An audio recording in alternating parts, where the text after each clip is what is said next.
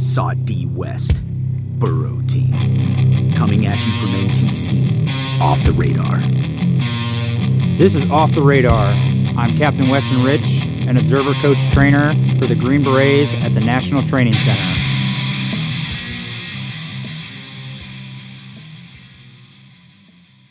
The human dimension encompasses people and the interaction between individuals and groups, how they understand information and events, make decisions, generate will, and act within an operational environment. The role of civil affairs is to engage and leverage the civil component of the operational environment while enhancing, enabling, or providing governance.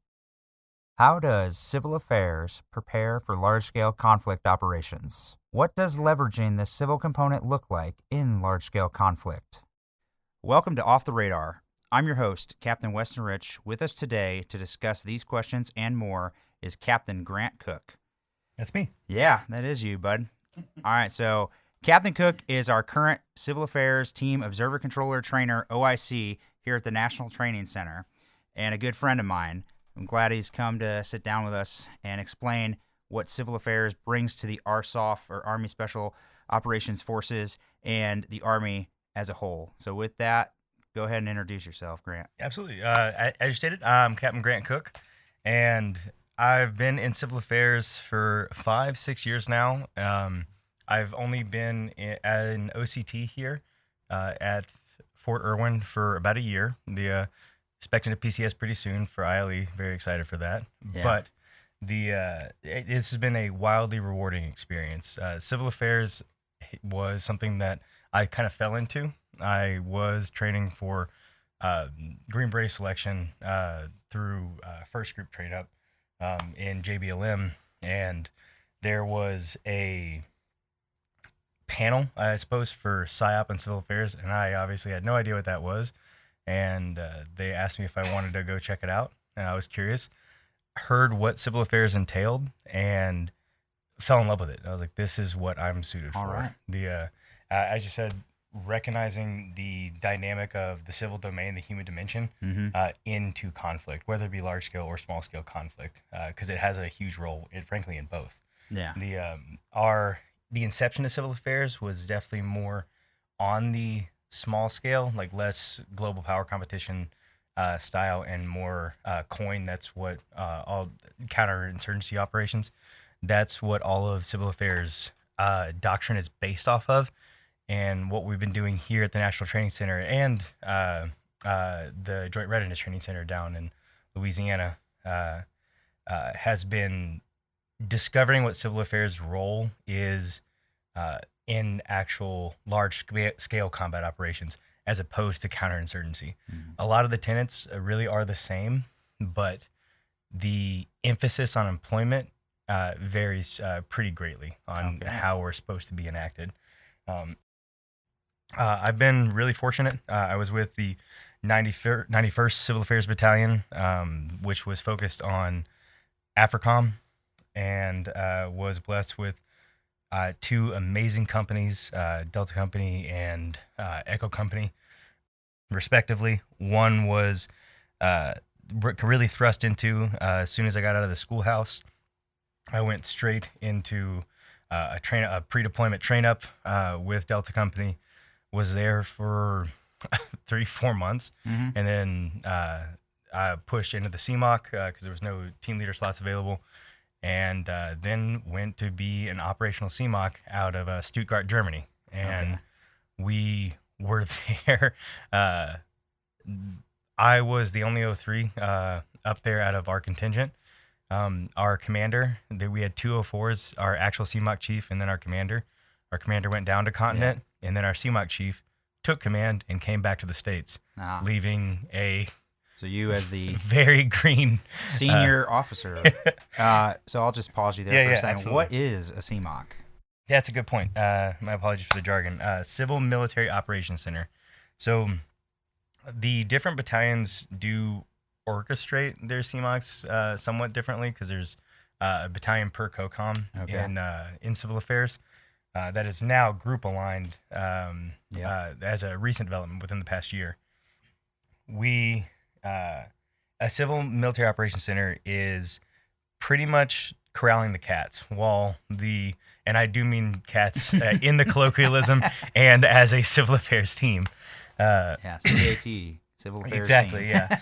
yeah. And there's a very kind of nebulous or misunderstood difference between what a civil affairs team is and what a civil military support element is. Based on what type of conflict you're in. That being said, the command team is typically all the administrative actions. They are the end all for what decisions are getting made, obviously, amongst the teams in their respective countries spread out through whatever their respective COCOM is. Yeah. But the CMOC is the operational design stuff. So, or it should be. It's not every battalion does it the same way. But for the battalions that do have a harder hand in directing their teams, they take in the team's plans, what their country strategy is for how they want to fall into the actual country strategy for the for the country that they're in, and what the civil affairs operations that they want to conduct are going to do to support that. So one of the challenges that CMCs and CATs have is having a ton of parents, a ton of people to respond to. The CMOC being one of the first lines that they do. So that's the major 04 Yes. job for a civil affairs officer, A as CMOC well chief, as being a company commander. absolutely, yeah. And a company commander is kind of more of like garrison role. So they do deploy with us as well, but it is really managing the administrative actions for the company. I can only speak from my experience with the 91st. Okay. And I had two really wonderful commanders who played a very active role in supporting the various initiatives wide and far apart that they are. Africa is a little bit big. Yeah.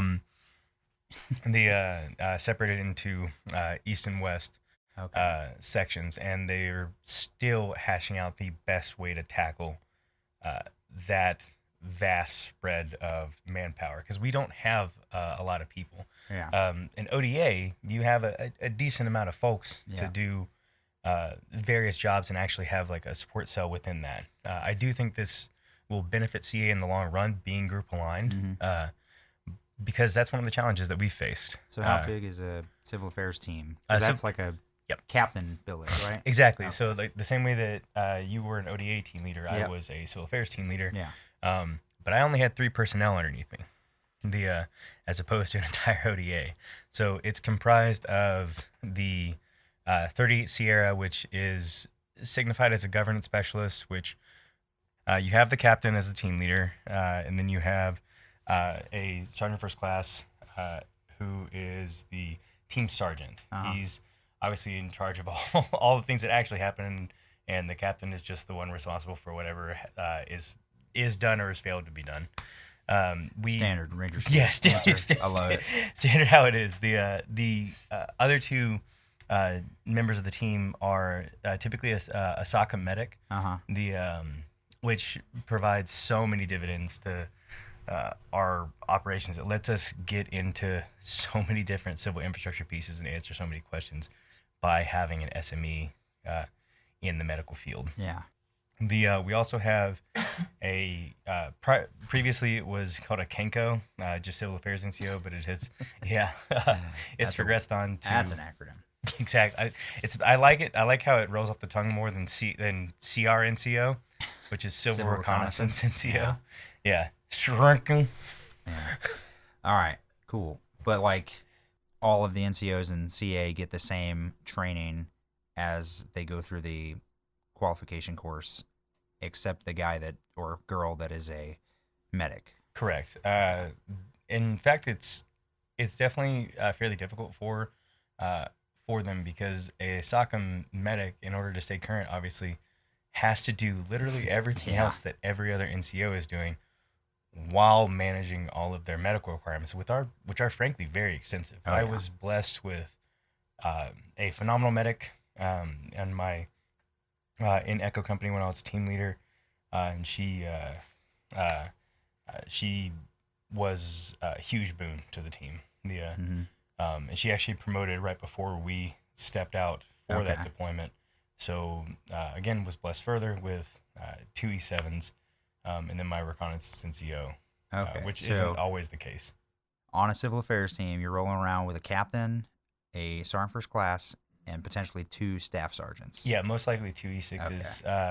And you guys are representing all civil affairs equities for a country or potentially multiple countries. Yes, a contingent or a littoral area.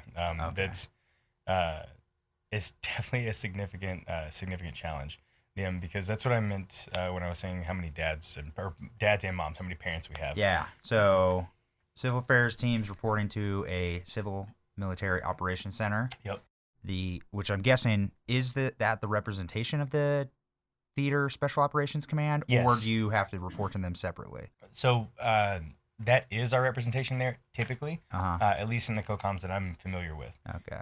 However, there are definitely times that teams will be called upon to speak on their behalf to those same authority figures. And then I'm guessing in country you're talking to the embassy, so the State Department, and then you obviously have your own administrative chain of command to deal with. So very I'm much probably shortchanging you, but at least 3 on average. Yeah, at least 3. There are a pretty copious amount of folks, various interorganizational partners, U.S. government departments and agencies. I'm sure you've heard of USAID. Oh, yeah. Pretty critical within the war in Afghanistan on the back end stuff. And that's really what caused our inception, is recognizing the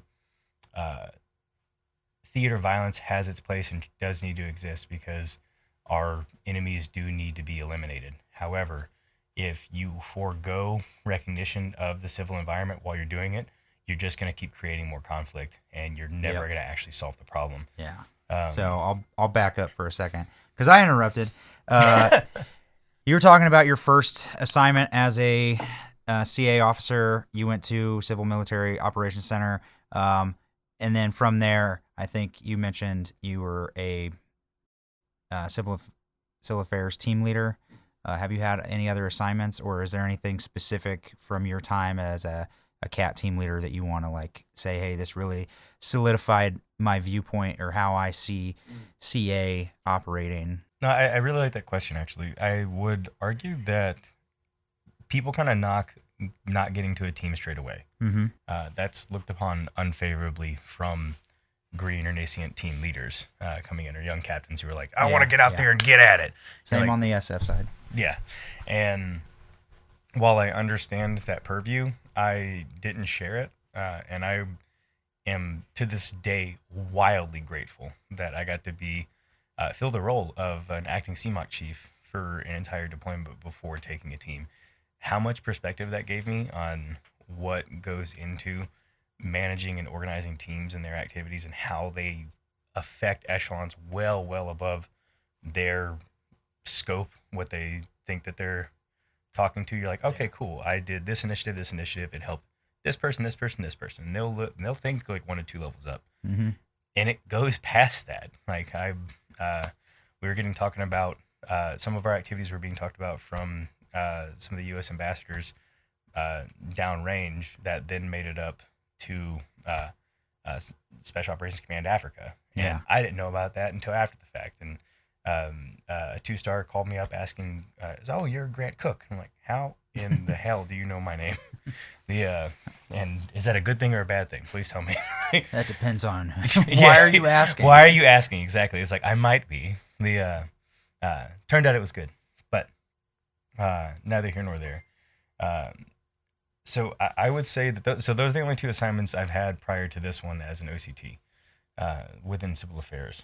But I found them wildly fulfilling. I believe in what civil affairs is, what it is intended to contribute to the overall fight, both in large-scale combat operations and in COIN, just globally. How I perceive it, and it's the narrative I give, frankly, most teams when they come through here in NTC for training, is I see civil affairs as preventative medicine. Okay. It's definitely a challenge.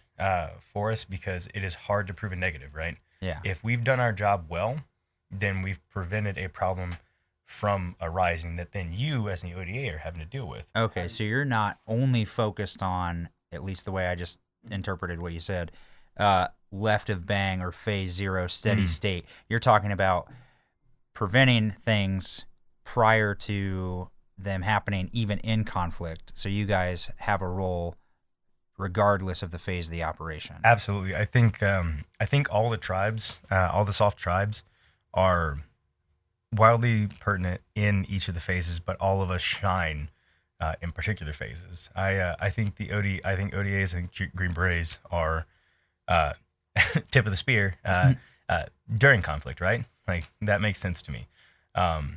And we fall into an enabling role during that, but we still have all those parents that we have to answer to and the initiatives that we have to make sure are underway that might not immediately benefit those ODAs for post-conflict, because pre and post-conflict, that's where I would argue civil affairs really shines at. Yeah. We do a lot during conflict, but pre and post are the money makers. And then PSYOP, I think, is fairly active throughout the entire process. So, like, in my experience, when I was an SF Q course student, it was like pretty much what you just said.